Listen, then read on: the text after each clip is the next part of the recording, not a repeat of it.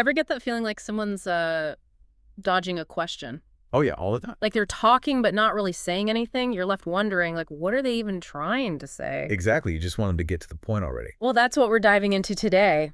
The oh-so-familiar idiom, to beat around the bush. Ah, yes, a classic. We'll be looking at its origins, how it came to be, how to use it correctly. Right, the nuances of it all. We maybe even bust a few myths along the way. Sounds like fun. So to kick things off, what exactly is beating around the bush, and where does this saying even come from?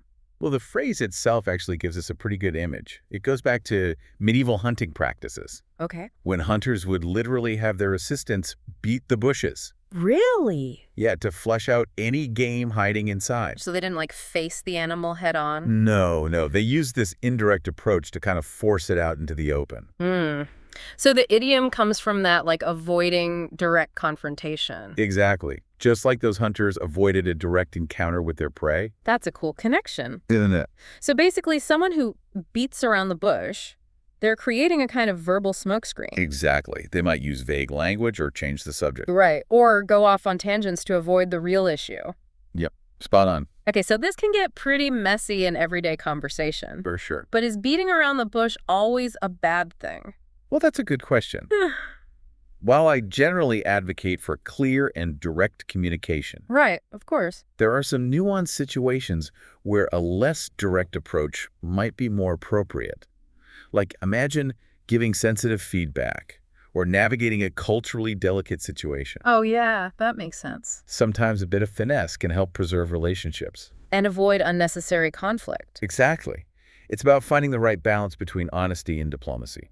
Okay, so it's not about being dishonest, No, not at all. but choosing the best way to say something, considering the context and the other person's feelings. You got it. I can see how that balance can be tricky. It definitely can be. But let's go back to when beating around the bush is problematic. Okay. Why do people do this in the first place? Is it always intentional? You know, the motivations behind it can be pretty complex. Sometimes it comes from a fear of conflict Oh, that's understandable. or not wanting to hurt someone's feelings. Right. Other times it might be a learned behavior, something they picked up from their family or their culture. Ah, so not always about being manipulative or evasive. No. Sometimes it's just a way of dealing with social complexities. I see that.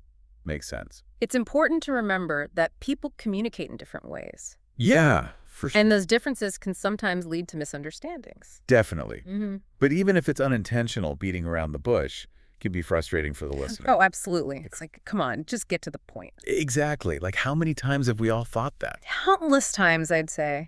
So we've established that beating around the bush is basically indirect communication, often rooted in wanting to avoid conflict or navigate sensitive situations. That's a good summary. But let's shift gears a bit and talk about how it affects our communication overall. Sounds good.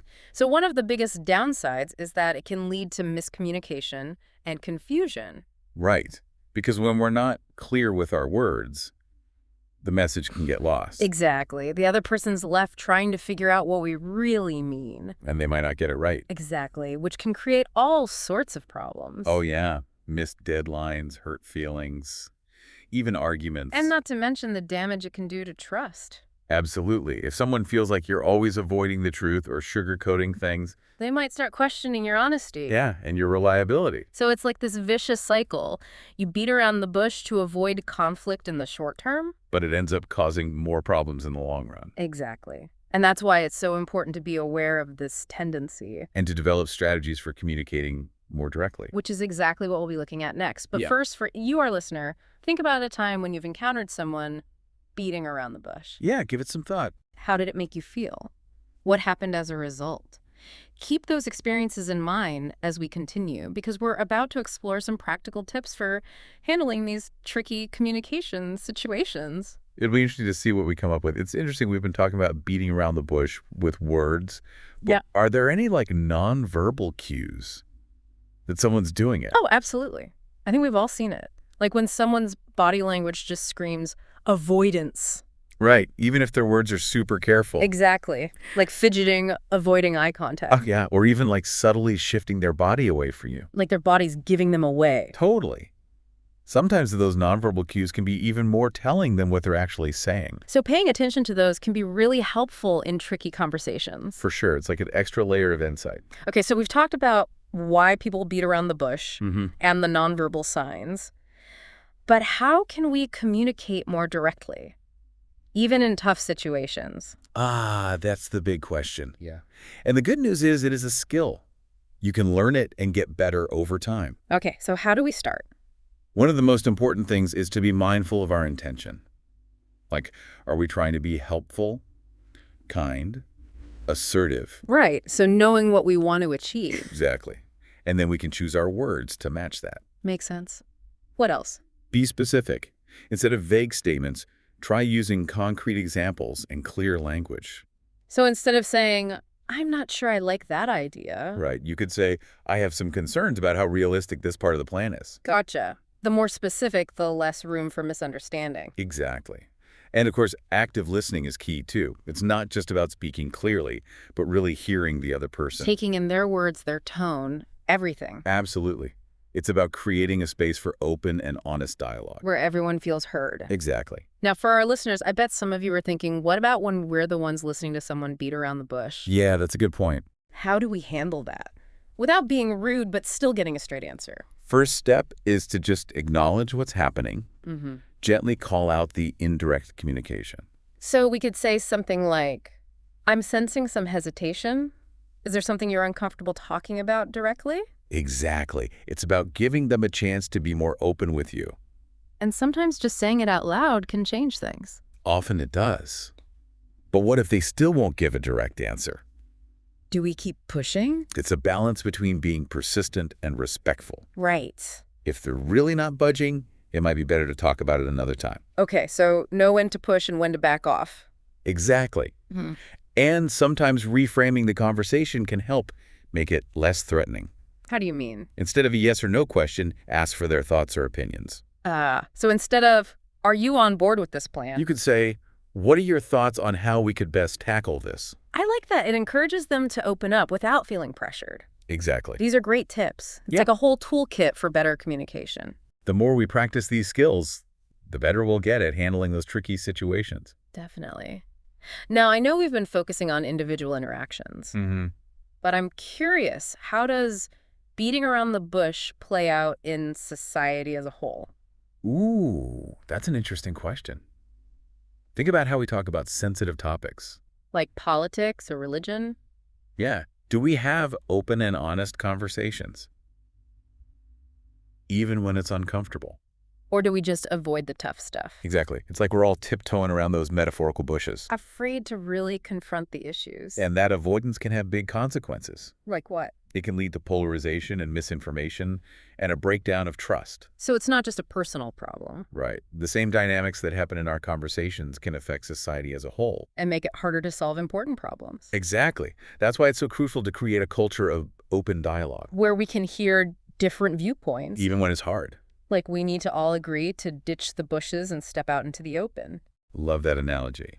And, you know, it's not just about tackling those big societal issues. What else then? It's about being more genuine with each other in our everyday lives. That's a great point. Now, for you, dear listener, think about the spaces you're in. Your work, your community online. Where do you see beating around the bush happening? And what would it look like to communicate more directly in those spaces? So we've talked a lot about the downsides of beating around the bush. Yeah, the pitfalls. But what's the flip side? What happens when we just say what we mean? When we communicate directly, we build trust. It shows respect for the other person's time and intelligence. If we're saying, Yeah. hey, I think you can handle the truth. Exactly. It also shows confidence in what we're saying. And it's not just about efficiency, right? It's about those relationships, too. Absolutely. Direct communication leads to stronger, more authentic connections. And don't forget about decision-making. Oh, right, when everyone's on the same page. Exactly. Things become so much easier. Everyone knows what's going on. And that clarity leads to better results. For everyone involved. Makes sense, right? Definitely. But some people might worry about being too direct. Yeah, like is there a risk of being rude or insensitive? Exactly. That's a valid concern. Being direct doesn't mean forgetting about tact and empathy. Right. It's about finding that balance. Exactly. Honesty and kindness can go hand in hand, So choosing our words carefully and thinking about the other person's feelings. even when the message is tough to deliver. So it's like, here's the issue, and here's how we can fix it together. Exactly. It becomes a collaborative effort. And I imagine cultural context matters too. Absolutely. Yeah. What's considered direct in one culture could be seen as rude in another. So we need to be sensitive to that. For sure, no one-size-fits-all approach. Adaptability is key. Well said. As we wrap up, it's interesting to think about leadership. Oh, how so? Imagine a leader who's all about clear and direct communication. Creating a culture of transparency. Exactly. What impact do you think that would have? I think it would be huge. It would build trust and make everyone feel valued. Absolutely. People would feel comfortable sharing their ideas. And raising concerns. It creates a space for real collaboration. So direct communication isn't just a personal skill. No, it's essential for good leadership. And it affects the whole organization. The whole culture. Wow. So the way we communicate really does have a ripple effect. It shapes everything. So as we finish up this deep dive, remember the power of your words. Use them wisely. Speak your truth, but with kindness. And don't hide behind those bushes. Embrace direct and respectful communication. It's a game changer. And until next time, keep those conversations going and those minds expanding. Happy exploring, everyone.